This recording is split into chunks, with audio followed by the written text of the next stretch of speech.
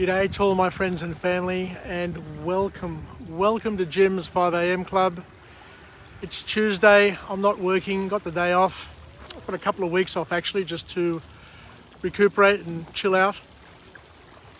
And I thought I'd come over here to Manly. Haven't been to Manly for a while.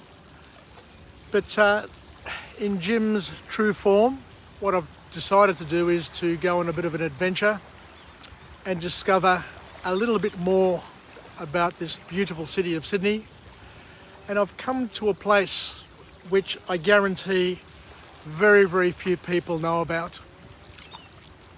It's over here near North Head, and it's a private, quiet, idyllic beach known as Collins Flat Beach. It's part of the National Park here at North Head. And I'm the only person here. Fair enough, it's winter, but it's a mild winter. It's overcast, which is nice, great for filming. Not too hot, not too cold. But I'd absolutely love to come here in springtime or in summer with the grandkids and just go for a swim. It's amazing, you're in the middle of Sydney. I'm in Manly, and it's like I'm in a national park. It's just glorious.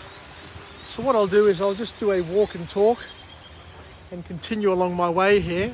But as you can see, as you can hear, I'm surrounded by paradise.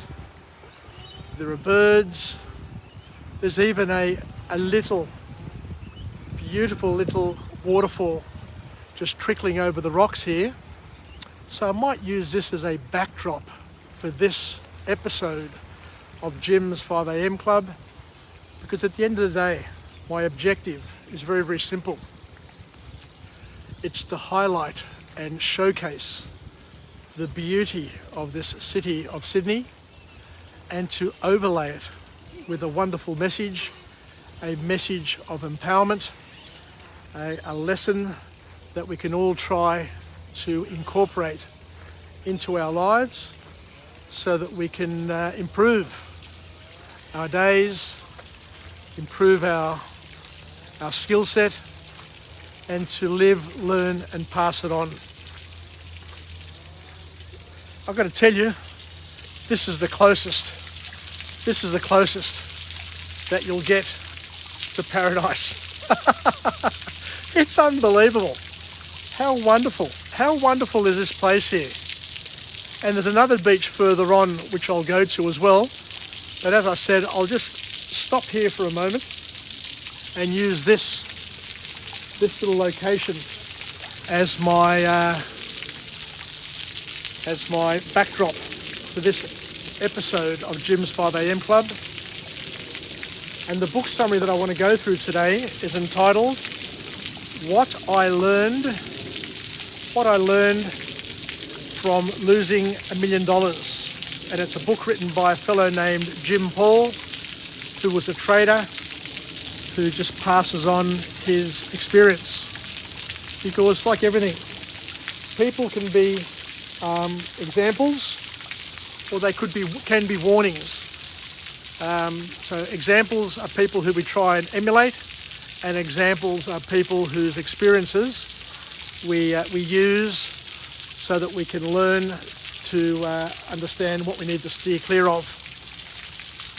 So Jim Paul was a trader, a futures broker, and he learnt the costly way of following the herd and not using his critical thinking to establish his own learnings and to make the most of the opportunities as and when they arise, without being trapped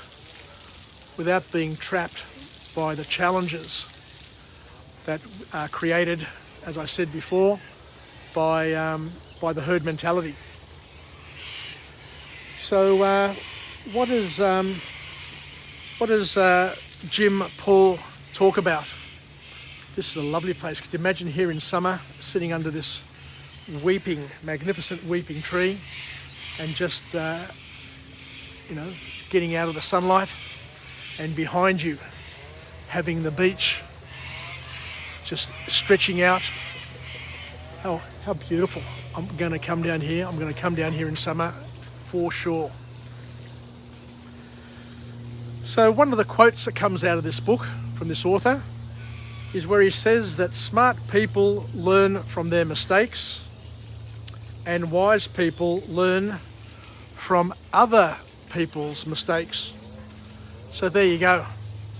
The theme for this book is elaborated and expressed so eloquently, that smart people learn from their mistakes, but wise people learn from somebody else's mistakes. So what are the lessons? What are the key lessons from this book today? So he says that it's all about risk, understanding risk and making risky decisions. But we all understand that we need to take risk in order to make money, because there is a risk reward accompaniment, but not all risks have rewards that are worth going after. So what the author here says, that you'll make risky decisions too often if you don't learn how your brain sometimes works against you. So once again, this book here is about understanding how our brains work, and more importantly, how it may work against us. But it gets back down to this herd mentality, our wanting to follow other people, to mimic other people. But what the author then goes on to say is that whilst that mimicry can work in some occasions, other times it can work against us. So with investing and probability, so the author then talks a little bit more about investing and probability. He says that with investing and anything that has probability, nothing you get previously affects what will happen next. Now we get sucked in to the form guide, and it happens at the races as well.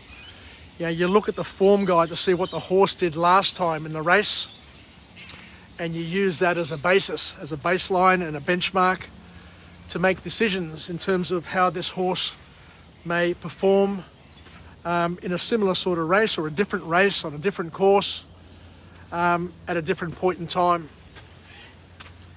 But the author here reminds us, and he says that with probability and with investing, what happened yesterday has little to do with what's going to happen today and what may happen tomorrow.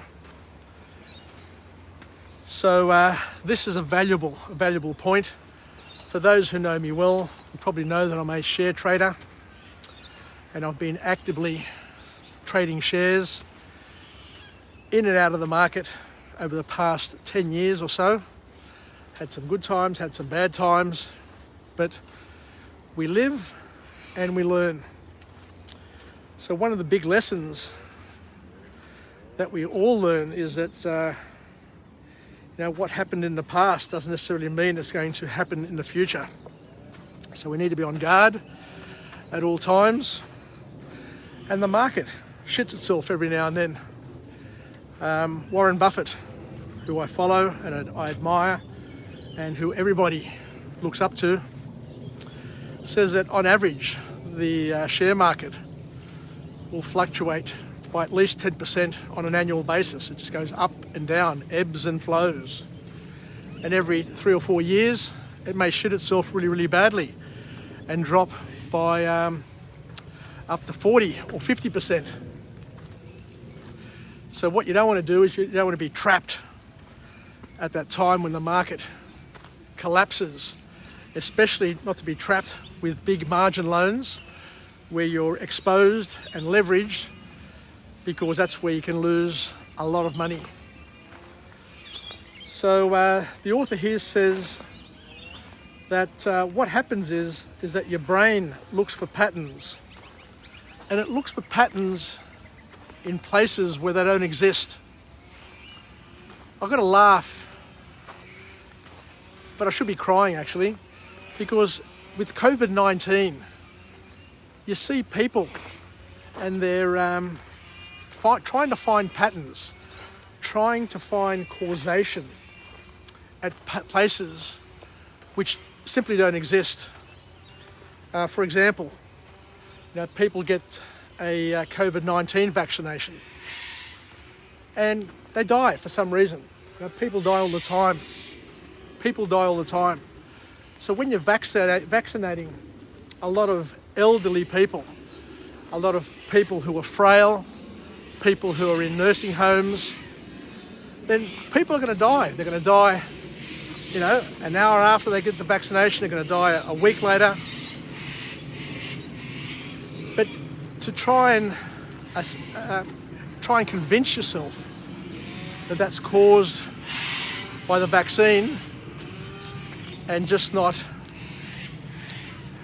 something that happened out of natural causes is something which is quite problematic, I'd imagine. Not sure where I go now, but let's continue to chat away. So I might have to turn around.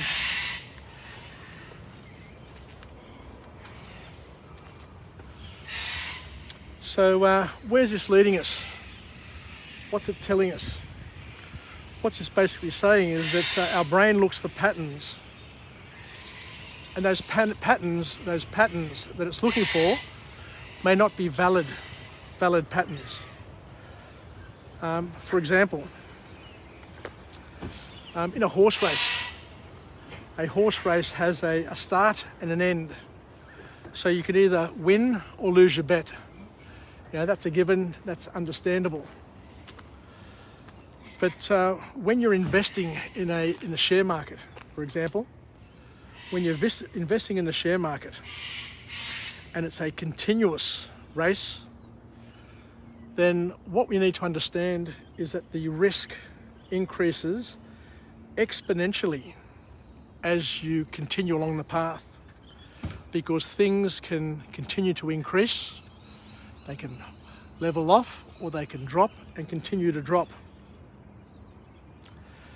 So what we're trying to say here is that your chances don't improve with each successive bet. As we said, the bet happens, but as time keeps on going, things can continue to get worse and worse, because there's no end to the downside. Eventually there possibly is, but if you're leveraged, you can be struggling, I guess is the point that I'm trying to make. So the author then goes on to talk to us about the dangers of crowd behaviour. And crowd behaviour, and I know, being a young man, being at university and all that, what the author here is saying is that crowd behaviour can actually entice you to make bad choices. But the good lesson, the good news is that by learning how to ignore crowd behaviour, or at least being watchful for it, then you can save yourself the pain and potential suffering. The other thing that the author talks about here, and I see it all the time on Facebook and on social media, is that people behave differently when they're in crowds.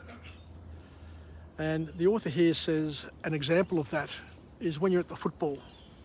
You see normally rational people who are, I guess, middle class, educated, professionals in their career, carrying on very, very differently when they're in a crowd, when they're in a sporting event.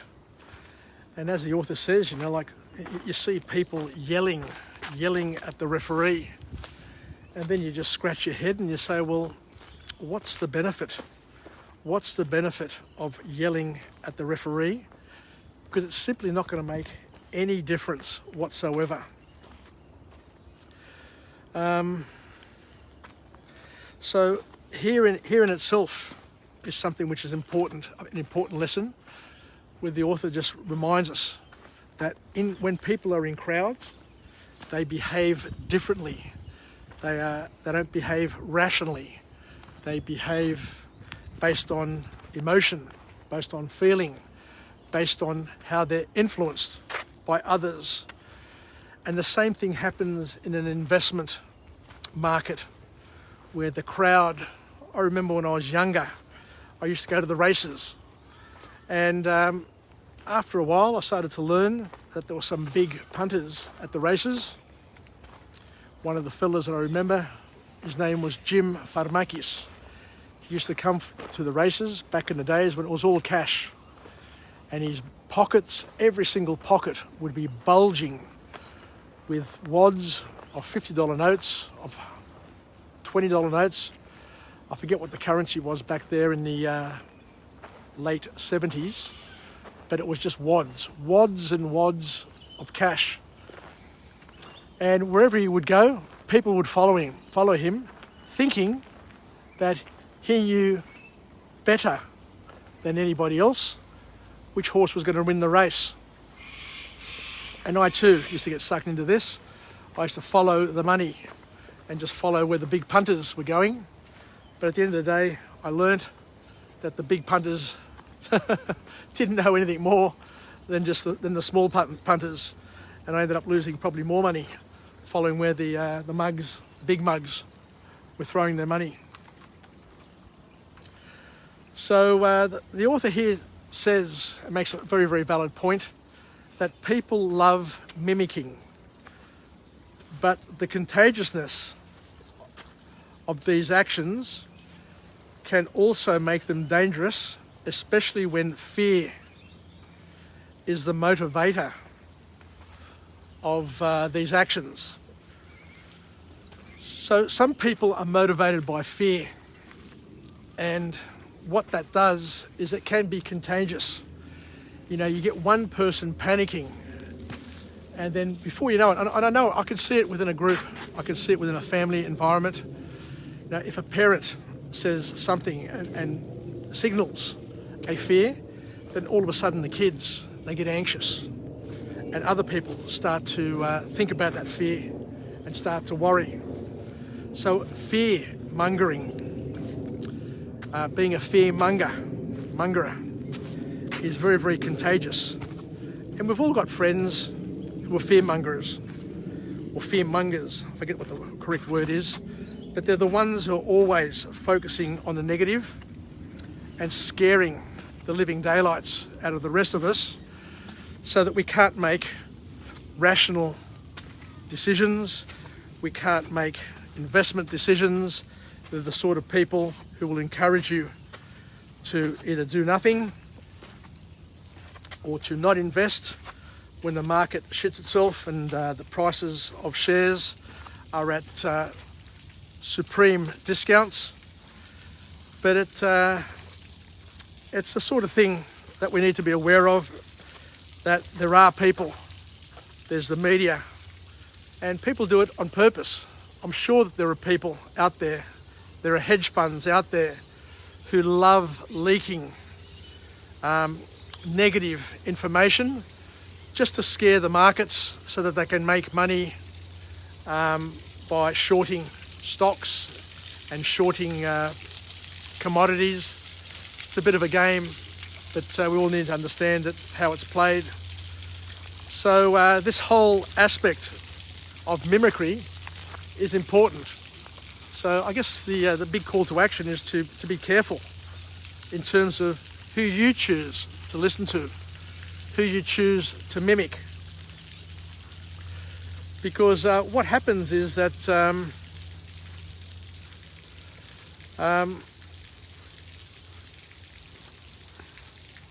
we need to understand here, according to this author, that before you take a risk, to make sure that you evaluate the circumstances and make a plan. What I normally do with my share broker, is that if I buy some shares or if I buy something, we sit down and we make a plan saying, well, at what point do we want to hold on to these, and at what point do we want to sell them? Or if they drop, how far do we allow them to drop before we get rid of them because they've run out of steam or the prospects no longer look positive. So this mere fact of sitting down and planning and thinking about it and chatting about it can help minimize the risk, is what this author is suggesting to us. So what he encourages people to do is to set rules for your investments. What time are you going to go? What time are you going to do it? Basically set yourself some high-level rules which will at least get you to consider or to think about what you're doing a little bit better. So I think that's about it. So thank you very much for joining me on this episode of Jim's 5am Club. I tried going up there to head to another beach which is round the point here, but I'm not quite sure how to do it. What I might need to do is I might need to have a look at Google Maps or have a look on the internet there just to work out the pathway down to the other beach. But the fact that I came to this beautiful beach called Collins Flat Beach is in itself good anyway. So I've really enjoyed coming here. And as I said, I'm in Manly, but I'm on the inside harbour side of Manly, not the ocean side. So let me finish up now with this episode of Jim's 5am Club. I appreciate you joining me on this overcast day where it's peaceful down here, it's beautiful, it's relaxed, and I look forward to coming to you again from a different location with a different message, a message of empowerment. But let's try and help each other get through the morning, get through the day, be the wind beneath our wings, where we can live, learn and pass it on, and highlight, as I said, the beauty of this magnificent city of Sydney, and to encourage you and everybody to get off the couch, get out of the house and come and enjoy the beauties of this city of Sydney. And wherever I can, I will try and overlay it with a message of support, a message of empowerment, where we can live, learn and pass it on. Anyway, take care everybody. The tide's coming in. As you can see, the ferries out there are just crossing each other on the way to Manly and on the way back from Manly. So I'll be heading home now and we'll chat again. Take care, daleme and bye for now. Cheers.